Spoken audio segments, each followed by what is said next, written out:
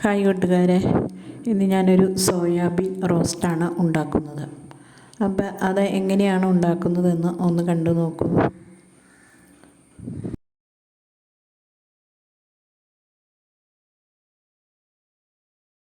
ഒരു 200 ഗ്രാമാണ് സോയാബീൻ. അത് 2 പാക്കറ്റാണ്. 10 രൂപ വെച്ച് 20 രൂപയുടെ 2 പാക്കറ്റാണ് ഈ സോയാബീൻ. ഇത് തിളച്ച വെള്ളത്തിലിട്ട് അല്പനേരം കഴിഞ്ഞ ശേഷം ഇത് നന്നായി പിഴിഞ്ഞെടുത്ത് രണ്ടായിട്ട് മുറിച്ചെടുത്തിട്ടുണ്ട്. ഇതിലേക്ക് വേണ്ട ചേരുവകൾ എന്തൊക്കെയാണെന്ന് നോക്കാം. സവാള ചെറുതായി അരിഞ്ഞത്, തക്കാളി, കറിവേപ്പില, ഇഞ്ചി ചതച്ചെടുത്തത്, വെളുത്തുള്ളി ചതച്ചത്, 2 പച്ചമുളക്, ഇത്രയുമാണ് വേണ്ടത്. ഒരു പാൻ അടുപ്പിൽ വെച്ചു. ഇതിലേക്ക് സൺഫ്ലവർ ഓയിലാണ് ഒഴിച്ചു കൊടുത്തേക്കുന്നത്. അതിലേക്ക് ഇഞ്ചി ചതച്ചതും പച്ചമുളകും വെളുത്തുള്ളിയും ചേർത്തൊന്ന് വഴറ്റിയെടുക്കുക. ജസ്റ്റ് ഒന്ന് വഴറ്റിയ ശേഷം ഇതിലേക്ക് സവാള ചെറുതായി അരിഞ്ഞത് ചേർത്ത് നന്നായിട്ട് വഴറ്റുക.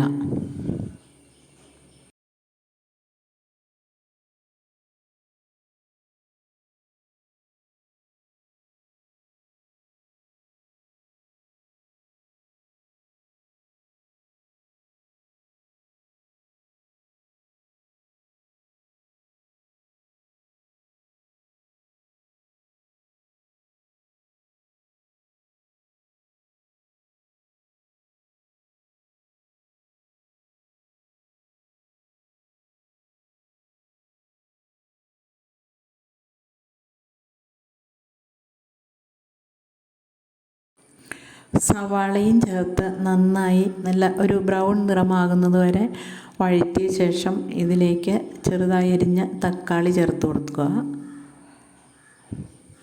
തക്കാളിയും ചേർത്ത് നന്നായിട്ട് വഴറ്റിയെടുക്കുക. തക്കാളിയും സവാളയും എല്ലാം കൂടി നന്നായിട്ട് ഇതുപോലെ വഴറ്റി ഒന്ന് വേവിച്ചെടുക്കുക.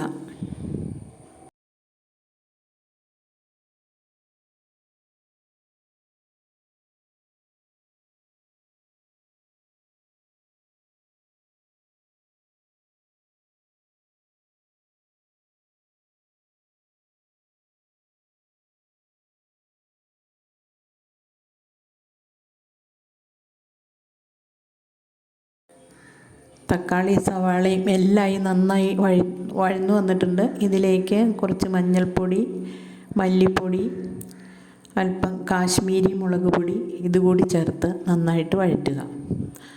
പൊടിയുടെയൊക്കെ ഒരു പച്ചമണം മാറുന്നത് വരെ, ഒരു എണ്ണ തെളിയുന്നതോളം വരെ ഇതൊന്ന് നന്നായിട്ട് ഇതുപോലെ വഴറ്റിയെടുക്കുക.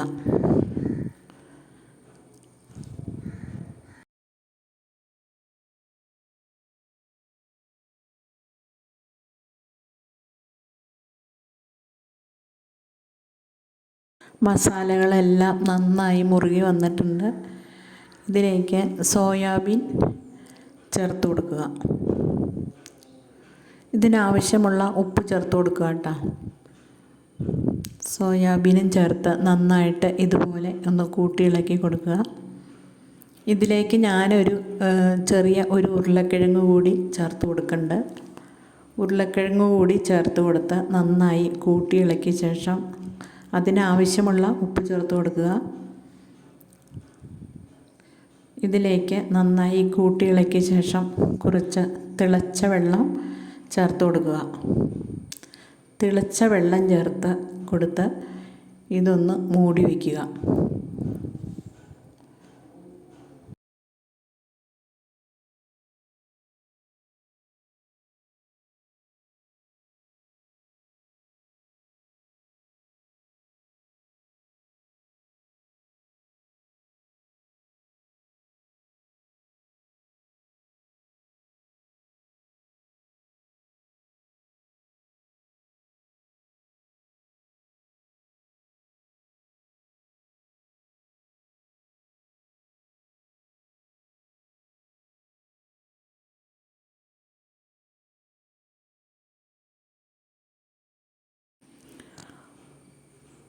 മൂടി വെച്ച ശേഷം ഇത് തുറന്ന് നോക്കുക. തുറന്ന് നോക്കുമ്പോൾ വെള്ളമൊക്കെ പറ്റി നല്ല അടിപൊളി ഒരു റോസ്റ്റ് രൂപേണ വന്നിട്ടുണ്ട്.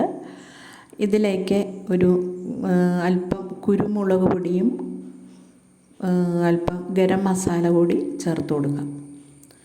ചേർത്ത് നന്നായി ഇളക്കി കൂട്ടി എടുക്കുക. ഇതുപോലെ സോയാബീൻ ഉണ്ടാക്കി നോക്കിയാൽ ബീഫ് റോസ്റ്റ് മാറി നിൽക്കും. എല്ലാവർക്കും ഇഷ്ടപ്പെടുന്ന ഒരു സോയാബീൻ റോസ്റ്റാണിത്. ചോറിനും കൂട്ടാം, ചപ്പാത്തിക്ക് കൂട്ടാം. നല്ല അടിപൊളി രുചിയിൽ ഒരു സോയാബീൻ റോസ്റ്റ് നിങ്ങളും ഒന്ന് ഉണ്ടാക്കി നോക്കൂ.